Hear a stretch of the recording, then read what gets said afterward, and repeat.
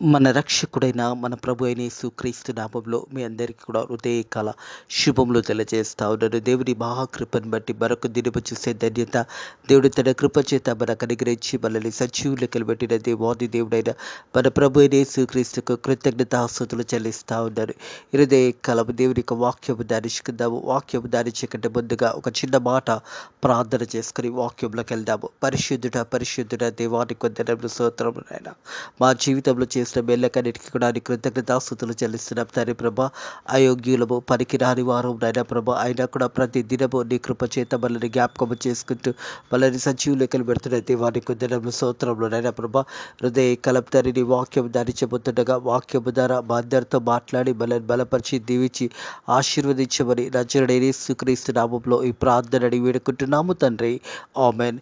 దేవునికే మహిమ ఘనత చెందునుగాక. ప్రియ దేవుని సంగమా, దేవుని ప్రజలారా, ప్రతి హృదయ కాలం దేవుడు మనల్ని సజీవ లెక్కలు పెడుతూ కాపాడుతున్న దేవాది దేవునికి కృతజ్ఞతాస్తుతులు చెల్లించడం ఎంతో మంచిది. ఈ రోజు చూడని బిడ్డలు, ఈ గడియ చూడని బిడ్డలు, ఈ సమయం చూడని బిడ్డలు ఎంతో మంది ఈ లోక యాత్ర జీవితాలు ముగించుకొని వారి ఈ లోక ప్రయాసం నుంచి విడుదల పొందుకున్నారు.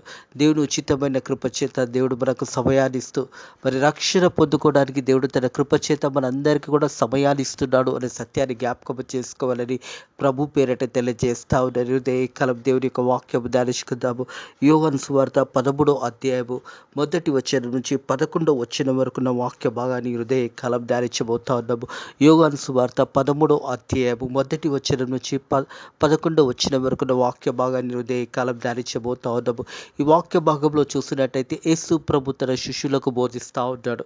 అలాగే చూసినట్టయితే యేసు ప్రభు తన శిష్యులకు పాదాలు కడిగి ఉన్నాడు. ప్రియ దేవుని సంగమా, దేవుని ప్రజలారా, ఈ వాక్య భాగంలో చూసినట్టయితే యేసు ప్రభు ఒక గొప్ప తగ్గింపు ఇక్కడ కనిపిస్తూ ఉన్నది. తన శిష్యులందరి పాదాలు కడిగి ఉన్నాడు. హృదయ కలవు మనలో అలాంటి తగ్గింపు ఉన్నదో లేదో మనల్ని మనం పరిశోధించుకోవాలి. మనం ఇతరులను క్షమించగలుగుతున్నామా, లేదా మన సొంత వారినైనా మనం క్షమించగలుగుతున్నామా? మన సొంత సహోదరుని కానీ సహోదరిని క్షమించే హృదయాలు మనకున్నాయా లేదా మనల్ని మనం పరిశోధించుకోవాలని ప్రభు పేరట తెలియజేస్తా ఉన్నాడు. 13వ అధ్యాయం మొదటి వచనం చూసినట్టయితే తను ఈ లోకం నుండి తండ్రి యొద్దకు వెళ్ళవలసిన గడియ వచ్చినదని యేసు పస్కా పండుగ ముందు ఎరిగిన వాడే లోకంలో ఉన్న తన వారిని ప్రేమించి వారిని అంతం వరకు ప్రేమించెను. హల్లెలూయా. అంతము వరకు ప్రేమించెను. యేసు ప్రభు శిష్యులు మరి ఆ సమయంలో యేసు ప్రభు శిష్యులను యేసు ప్రభు ప్రేమించి అంతము వరకు వారిని ప్రేమించుననే మాట జ్ఞాపకం చేస్తూ ఉన్నాడు. పస్కా పండుగకు ముందు అంటే యేసు ప్రభు ఆ శిలువ మరణానికి పోక ముందుగానే మరి యేసు ప్రభు తన శిష్యులందరినీ కూడా అక్కడ ఉన్నప్పుడు శిష్యుల గురించి యేసు ప్రభు చెబుతున్న ప్రాముఖ్య మాట గమనించినట్టయితే తాను ప్రేమించిన వారిని అంతం వరకు ప్రేమించెను.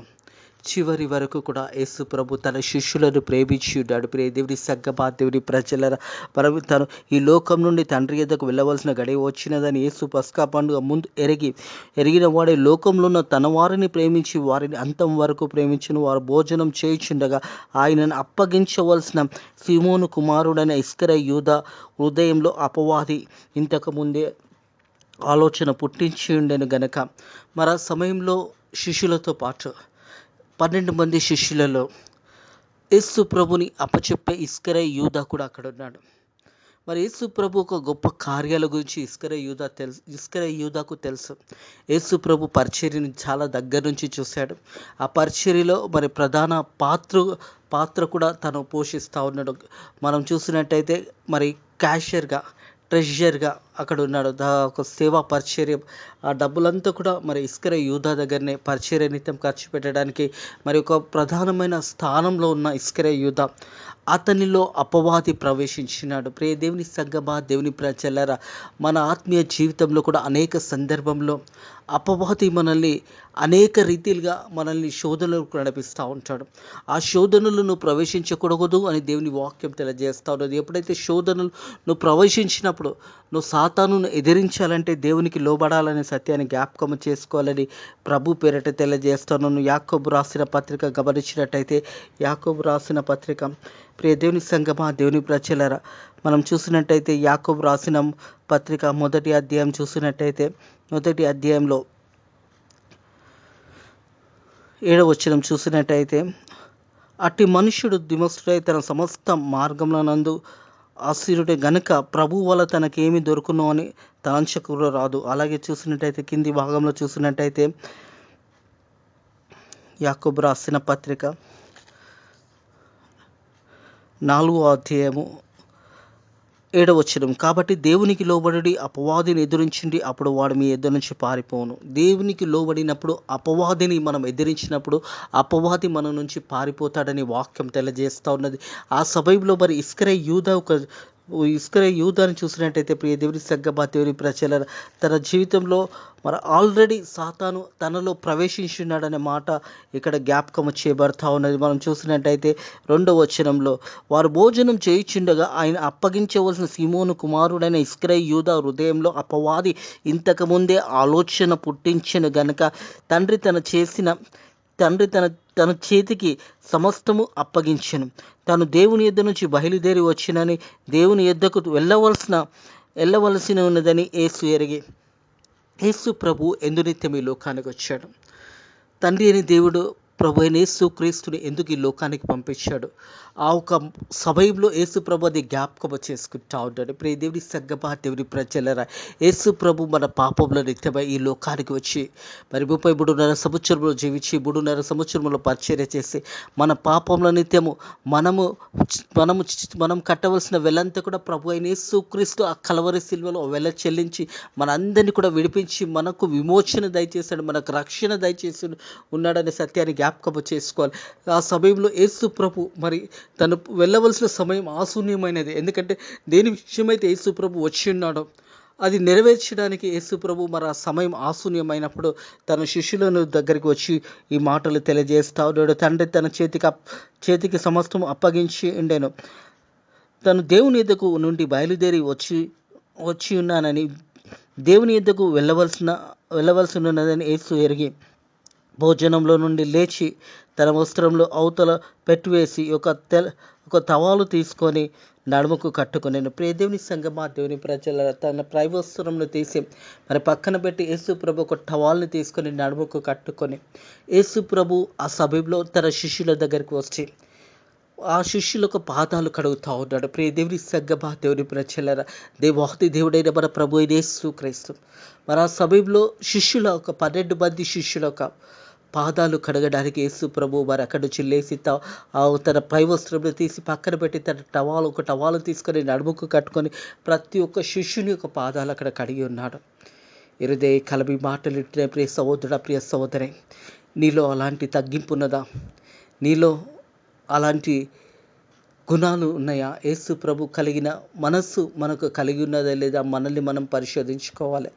ఫిలిప్పీయులకు రాసిన పత్రికలు యేసు ప్రభు కలిగిన మనసు మీరు కలిగి ఉండండి అని వాక్యం తెలియజేస్తుంది. యేసు ప్రభు తన శిష్యుల యొక్క పాదాలు కడగడానికి యేసు ప్రభు అక్కడ ప్రతి ఒక్క శిష్యుని యొక్క పాదాలు కడగడానికి అక్కడ మరి యేసు ప్రభు ఉన్న సమయంలో ప్రతి ఒక్కరి యొక్క పాదాలు అక్కడ కడిగి ఉన్నాడు. ప్రియ దేవుని సంగమా దేవుని ప్రజల మన వాక్యం చూసినట్టయితే భోజనం నుంచి లేచి తన వస్త్రంలో నవ్వుతల పెట్టివేసి ఒక తవాలు తీసుకొని తన నడుమును కట్టుకొని అంతటా పళ్ళెంలో నీళ్లు పోసుకొని శిష్యుల పాదములు కడుగుటకు తాను కట్టుకున్న తన టవాలుతో తూర్చుటకు మొదలు పెట్టాను. హల్లెలూయా! ఎంత గొప్ప దేవాది దేవుడండి యేసయ్య. ఒకసారి జ్ఞాపకం చేసుకో, ఆ సమయంలో ప్రతి ఒక్కరి పాదాలు కడగడము దేవాది దేవుడు ప్రభు అయిన యేసు క్రీస్తు మరి ఆ సమయంలో తన 12 మంది శిష్యుల యొక్క పాదాలు కడుగుతూ ఉంటాడు. ఒక్కొక్కరి పాదాలు కడుగుతూ ఉంటాడు. ప్రియ దేవుని సంగమా దేవుని ప్రజలారా, ఇదే కలము యేసు ప్రభు మన పాపాలను కూడా ఆ రీతిగానే కడిగి ఉన్నాడు. మనం పొందవలసిన ఆ ఒక శ్రమను కానీ మనం పొందవలసిన ఆ ఒక నరకంలో మనకు వెళ్ళవలసిన మన కొరకు యేసయ్య తన రక్తము ద్వారా మనందరినీ కూడా కడిగి ఉన్నాడు. ఇరుదే కాలం నువ్వు విమోచించబడి ఉన్నావు, నువ్వు రక్షించబడి ఉన్నావు. యేసయ్య నీ పాపాలను క్షమించి ఉన్నాడు. నువ్వు ఈరోజు కూడా ఈ గడియలు కూడా ఈ సమయంలో కూడా యేసయ్య నా పాపంలను క్షమించు అని నువ్వు అడిగినట్టయితే చాలు, యేసయ్య పాపాలు క్షమించడానికి సిద్ధంగా ఉన్నాడు. ప్రియ కుమారుడా, ప్రియ తల్లి, ప్రియ అన్న, ప్రియ చెల్లి, ఆలస్యం చేయకండి. ఈ లోకంలో ఎంతసేపు మనం ఉంటామో తెలియదు, ఏ గడియలో మనం వెళ్ళిపోతామో తెలియదు. కానీ ఒకటి, రక్షణ సంపాదించుకుంటే ఈ లోక ప్రయాసంలో నువ్వు మరణించిన కానీ ఒకరోజు నిత్య పరలోక రాజ్యానికి నువ్వు వెళ్తావనే సత్యాన్ని జ్ఞాపకం చేసుకోవాలి. యేసు ప్రభు ప్రతి ఒక్క శిష్యుడి యొక్క పాదాలు కడిగి అక్కడ ఒక తగ్గింపు మనకు కనిపిస్తూ ఉన్నది. అలాగే యేసు ప్రభు మన పాపంలో నిత్యమై యేసు ప్రభు రక్తంలో మనం కడగబడినప్పుడు మన పాపాలు క్షమించబడతాయి. ఆనాడు యేసు ప్రభు ఒక తగ్గింపును మనం చూసాము. యేసు ప్రభు తన శిష్యుల యొక్క ప్రతి ఒక్క పాదాలు కడుగుతూ వారికి బోధిస్తూ ఉన్నాడు. మీరు కూడా ఒకరి పట్ల ఒకరు తగ్గించుకోవాలి. ఒకరి పట్ల ఒకరు మీరు చేయవలసిన పని తర్వాత మీరు కూడా ఇలాంటి పని చేయాలని యేసు ప్రభు తన శిష్యులకు తర్వాతి భాగంలో తెలియజేస్తున్నాడు. ప్రియ దేవుని సంగమా, దేవుని ప్రజలారా, మరి ప్రతి ఒక్కరి పాదాలు కడుగుతూ సమయంలో చూసినట్టయితే 5వ వచనం, అంతటా పొలంలో నీళ్లు పోసి శిష్యుల పాదాలు కడుగుటకు తాను కట్టుకున్న తన టవాలు తూర్చుటకు మొదలుపెట్టాను. ఇట్లు చేయిచుండగా ఆయన సీమోను పేతురు దగ్గరికి వచ్చినప్పుడు అతడు, ప్రభువా, నీవు నా పాదములు కడుగుతావా అని ఆయనతో అనెను. దేవుని సంగమా, దేవుని ప్రజలారా, ఒక్కొక్కరి పాదాలు కడుగుతూ వస్తున్న తర్వాత అక్కడ సీమోను పేతురు మరి ఆ సమయంలో, ప్రభువా, నీవు నా పాదాలు కడుగుతావా అని యేసు ప్రభుని అడుగుతా ఉంటాడు.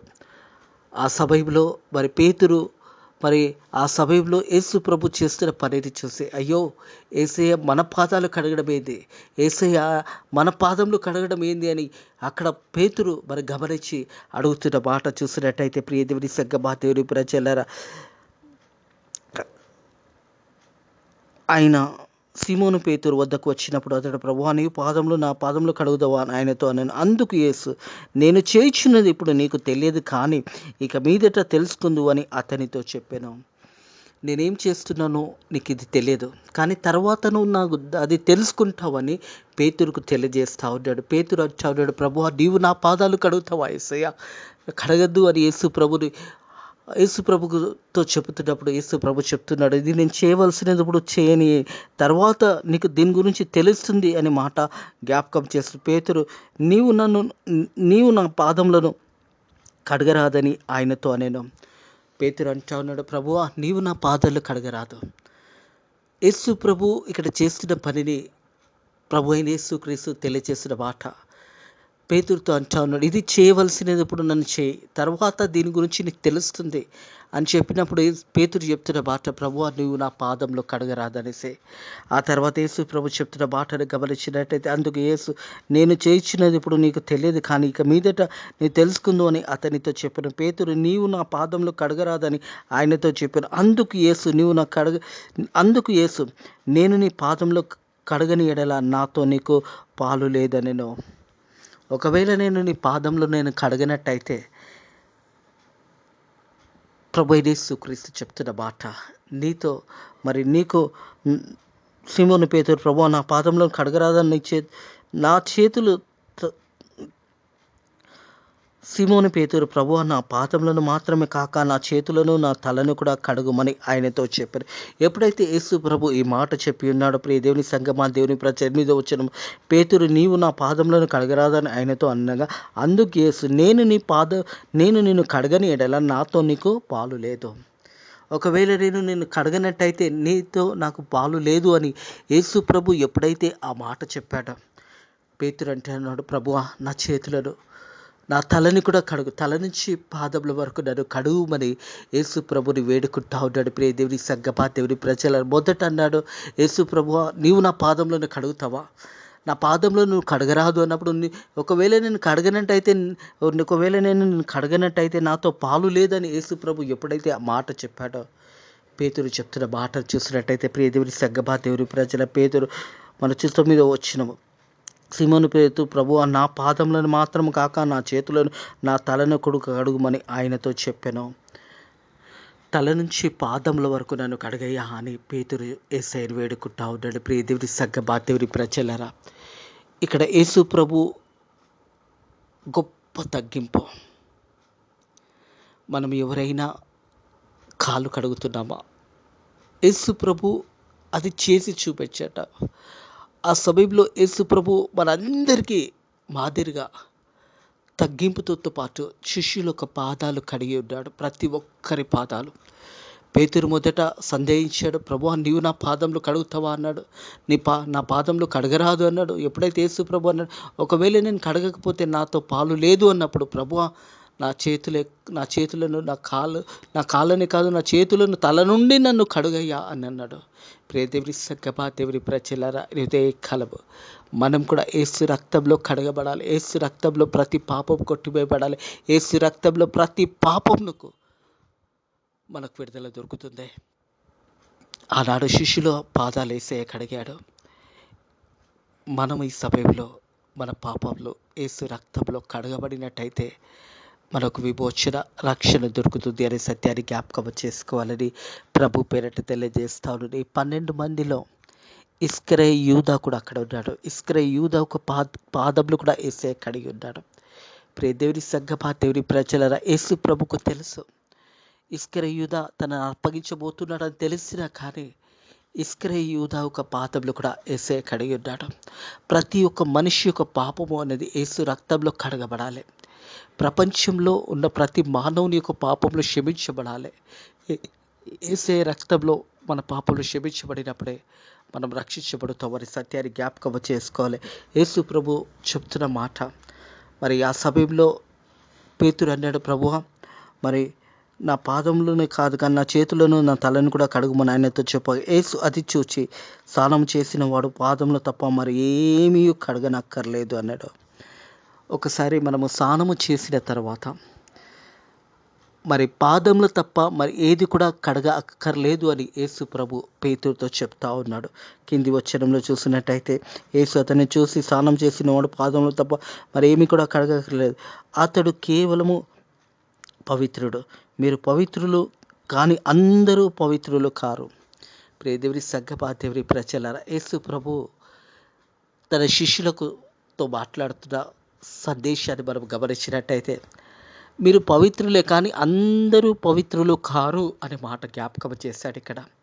అంటే ఇస్కరియోతు యూదా గురించి యేసు ప్రభు ఈ మాట మాట్లాడుతూ ఉన్నాడు.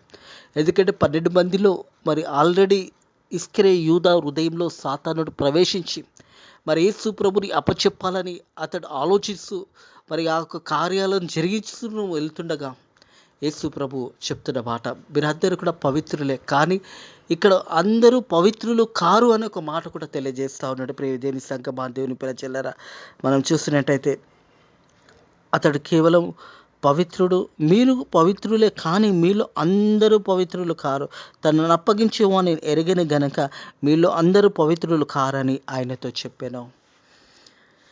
తనను అప్పచెప్పే ఇస్కరియోతు యూదా గురించి ప్రభు అయిన యేసుక్రీస్తు తెలియజేస్తున్న మాట, ఇరుదే కాలం ఒకవేళ మనం కూడా ఇస్కరియోతు యూదా లాంటి మనసు కలిగి ఉన్నామేమో, ప్రతి సమయము యేసయ్యని సిలువ వెక్కిస్తున్నామేమో, ప్రతి సమయంలో మనం పాపములు చేస్తూ ఇంకా పాపంలోనే మనం జీవిస్తున్నామేమో, ఇరుదే కాలము యేసు ప్రభు ఒక ప్రాముఖ్యమైన సందేశాన్ని ఇక్కడ గమనించాలి. 12 మందిలో ఇస్కరియోతు యూదా ఉన్నాడని యేసు ప్రభుకు తెలిసినా కానీ అతని పాదములు కూడా యేసయ్య కడిగాడు. ఒకవేళ మనం కూడా హృదయ కాలము పాపంలో ఉండి పాపంలో బ్రతుకుతున్నట్టయితే యేసు ప్రభు మన పాపాలను కడగడానికి కూడా యేసయ్య సిద్ధంగా ఉన్నాడు. నువ్వు నోరు తెరిచి అడిగినట్టయితే, యేసయ్యా, నేను పాపిని ప్రభువా, నా పాపాలు క్షమించు, ఇక మీదట నేను నీ బిడ్డగా జీవిస్తాను, నీ కుమారునిగా కుమార్తెగా జీవిస్తాను, ఇక ఎన్నడూ కూడా పాపం చేయను అని నువ్వు ఒప్పుకున్నట్టయితే నీ పాపాలు క్షమించబడతాయి. ఆనాడు కూడా 12 మందిలో ఒకవేళ ఇస్కరియోతు యూదా తన మనసు మార్చుకొని యేసయ్యా నన్ను క్షమించు అని ఒక్క మాట పలుకుతే యేసయ్య క్షమించేవాడు. ఎంత ఘోర పాపినైనా క్షమించే దేవుడు మన దేవుడు. ఇస్కరియోతు యూదాలో మారు మనసు కలగలేదు. ఎందుకంటే ఇస్కరియోతు యూదాలో సాతానుడు ప్రవేశించి మరి సాతానుకు తను లోబడి ఉన్నాడు. కాబట్టి యేసు ప్రభు చాలా సందర్భంలో ఈ మాట తెలియజేస్తాడు, నన్ను అప్పగించేవాడు మీలో ఒకడు ఉన్నాడు అని. ఇస్కరియోతు యూదా ఉన్నప్పుడే ఆ మాట యేసయ్య సెలవిచ్చాడు. ఒకవేళ ఆ సమయంలో ఇస్కరియోతు యూదా, అయ్యా ప్రభువా, నేను పాపం చేస్తున్నాను, తప్పు చేశానయ్యా, నన్ను క్షమించు అని ఒక్క మాట పలుకుతే యేసయ్య క్షమించేవాడు. ప్రియ దేవుని సంగమా, దేవుని ప్రజలారా, ఇస్కరియోతు యూదా నుంచి ఆ మాట రాలేదు, తన క్షమాపణ పొందుకోలేదు. కారణం ఏంటంటే అపవాదికి చోటిచ్చాడు. ఈ హృదయ కాలం ఎంతోమంది హృదయాలలో అపవాది మరి ప్రవేశించి వారిని దేవుని నుంచి దూరం చేస్తూ మరి దేవుని యొక్క సన్నిధి నుంచి వారు తొలగిపోవడానికి కారణం ఏంటంటే అపవాదికి చోటు ఇవ్వడము. ఇస్కరే యూదా తన జీవితంలో కూడా అపవాదికి చోటిచ్చాడు, సాతానుకు చోటిచ్చాడు. కాబట్టి ఆ సమయంలో ఇస్కరే యూదా యేసు ప్రభుని అప్పచెప్పడానికి 30 నాణ్యాల గురించి ఆశపడ్డాడు. హృదయ కాలపు ప్రియ దేవుని సంగమా, దేవుని ప్రజలరా, మనలో ఎంతోమంది కూడా పాపం చేసిన వారు ఉండొచ్చు. కానీ ఒక శుభవార్త ఏందో తెలుసా? ఈ సమయంలో ఈ గడియలో కూడా యేసయ్య నా పాపములను క్షమించు అంటే యేసయ్య మన పాపాలను క్షమించడానికి సిద్ధంగా ఉంటాడు. అయ్యా నేను అపరాధినయ్యా, నేను పాపం చేశానయ్యా అని ఒక్క మాట నువ్వు నోటి నుంచి పలికితే, నన్ను క్షమించు అని యేసయ్యని అడిగినట్టయితే యేసయ్య క్షమించడానికి సిద్ధంగా ఉంటాడు. యేసయ్య తాను తగ్గించుకొని తన శిష్యులందరి పాదాలు కడిగాడు. అందులో ఇస్కరే యూదా కూడా ఉన్నాడు. ఇస్కరే యూదా మనసులో మరి ఆల్రెడీ సాతానుడు ప్రవేశించాడు కాబట్టి అతనిలో మారు మనసు రాలేదు. చివరికి తన జీవితం ఎంత భయంకరమైన స్థితిలో వెళ్ళిపోయిందంటే, తను యేసు ప్రభువును అప్పగించిన తర్వాత నేను పాపం చేశాను, నేను తప్పు చేశానని గ్రహించాడు. కానీ దానికంటే ముందుగా తను గ్రహించలేకపోయినాడు. తను ఉరి వేసుకొని ఆ కుండ మీద నుంచి పడిపోయిన తర్వాత కడుపులో ఉన్న పేగులన్నీ కూడా బయటికి రావడం, చనిపోవడం జరిగింది. ప్రియ దేవుని సంగమా, దేవుని ప్రజలరా, దానికంటే ముందుగా యేసయ్య తన పాదాలు కడిగినప్పుడు ఒక్క మాట అడుగుంటే యేసయ్య అతన్ని క్షమించేవాడు.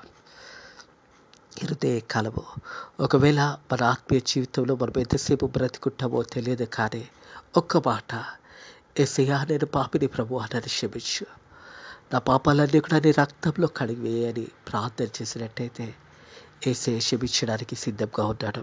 ఆనాడు శిష్యుల ఒక పాదాలు యేసయ్య కడిగి ఉన్నాడు. ఈనాడు మన యేసయ్య రక్తంలో మనం కడగబడితే మన పాపాలు క్షమించబడతాయి. అట్టి కృప దేవుడు మీకు అనుగ్రహించి ఉన్నాడు. ఈ సమయంలో ఈ గడియలో కూడా నువ్వు యేసయ్యని వేడుకుంటే నీ పాపాలు క్షమించడానికి యేసయ్య సిద్ధంగా ఉన్నాడు. ఈ సమయంలో ఒకవేళ నువ్వు ఇంకా పాపంలో ఉన్నావేమో, ఇంకా సాతాను బంధకంలో ఉన్నావేమో, అపవాది చేత శోధించబడుతున్నావేమో, ఒక శుభవార్త, యేసయ్య రక్తంలో నువ్వు కడగబడతాయి, నీ పాపాలు క్షమించబడతాయి.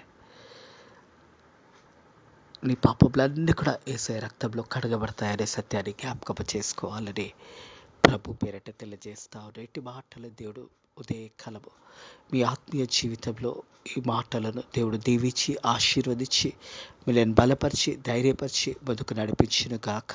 ఆమెన్. ప్రార్థన చేసుకుందాము. Thank you Lord, thank you Jesus, thank you Holy Spirit. పరిశుద్ధుడ దేవానికి వందనములు, స్తోత్రములు తండ్రి ప్రభా. హృదయ కాలము తండ్రి నీ వాక్యము ద్వారా మాతో మాట్లాడి మనల్ని బలపరిచిన దేవానికి వందనములు, స్తోత్రములు తండ్రి ప్రభా. తండ్రి నీవు మాకు మాదిరిగా ఉండి మాకు చూపించినావు నాయన ప్రభా. తండ్రి నీ శిష్యుల ఒక పాదాలు కడిగి నాయన ప్రభా మీరు కూడా ఇలాగ చేయండి అని నాయన మాకు సెలవిచ్చినారు తండ్రి. నీకు వందనములు, స్తోత్రములు నాయన ప్రభా. ఒకరి పట్ల ఒకరు తగ్గింపు కలిగి జీవించాలని నీ వాక్యము ద్వారా మాతో మాట్లాడినందుకు నీకు వందనములు, స్తోత్రములు చెల్లిస్తున్నాను తండ్రి ప్రభా. తండ్రి మా దేశాన్ని దీవించండి, మా దేశ ప్రజలను దీవించండి, భారతదేశ ప్రజలను దీవించి నాయన భారతదేశంలో ఇంకా సువార్త విస్తారంగా ప్రకటించడానికి నీ కృప ద్వారా సాయం చేయండి. ప్రజలందరూ కూడా రక్షణ పొందుకోవడానికి నీ కృప ద్వారా సాయం చేయండి. మా సేవకులను దీవించండి, సేవకురాలను దీవించండి, సువార్థికులను దీవించండి. వాక్యము ప్రకటిస్తున్న ప్రతి బిడ్డను కూడా దీవించి ఆశీర్వదించి సంఘాలు తిరిగి కట్టబడడానికి కూడా నీ కృప ద్వారా సాయం చేయండి. అలాగే యేసయ్య మరి తండ్రి ఫెయిత్ మినిస్ట్రీస్ మందిరాన్ని కూడా మీరు దీవించి ఆశీర్వదించమని, ఈ రోజు ఎంతట్లో కూడా నాయన నీ కృపలో మనల్ని బలపరిచి దీవించి ఆశీర్వదించమని నజరేయుడైన యేసుక్రీస్తు నామములో ఈ ప్రార్థన వేడుకుంటున్నాము తండ్రి. ఆమేన్. మన ప్రభు యేసుక్రీస్తు యొక్క కృప, సకల ఆశీర్వాదములు, సకల దీవెనలు ఇప్పుడు ఎల్లప్పుడూ సదాకాలము ఆయనందు విశ్వసించిన బిడ్డలకు తోడై నీడై ఉండును గాక. ఆమెన్.